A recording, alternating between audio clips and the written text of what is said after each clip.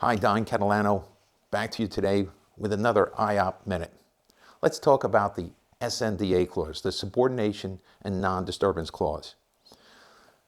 Before the pandemic, it was very hard to get. Unless you were Apple or Google or a Fortune 500 company, and even then, depending on how much space you were renting, landlords were loath to give it to you. Matter of fact, they're still loath to give it to you. Because what does it do? It takes control away from the landlord in the event the building goes through really hard times, like receivership and foreclosure. So the Subordination and Non-Disturbance Clause is a three-way clause between you, the landlord, and the bank. It's a three-way clause. And therein lies the complexity. You're going to, of course, need your attorney to draft it. There's going to be back and forth with the bank's attorney and the landlord's attorney. It's not an easy thing to get done, but it's very important.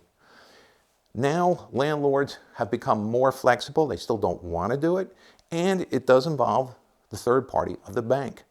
But what it does for you, in the event the building goes into foreclosure, your lease is secure in that building.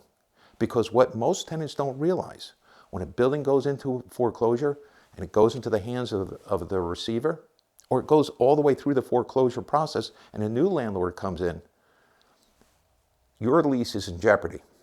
You might have a great deal on that space and you don't want to move. Well, guess what? The receiver has the ability to change the terms of the lease, to cancel the lease. They don't want to kick out good tenants, but they'll do whatever they have to do to preserve the building as best as they can. And they are the right arm of the court.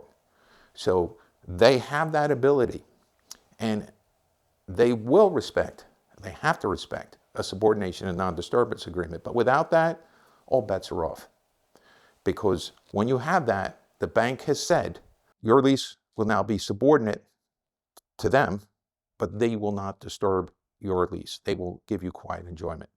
So the Subordination and Non-Disturbance Clause is oh so important, especially in troubled times.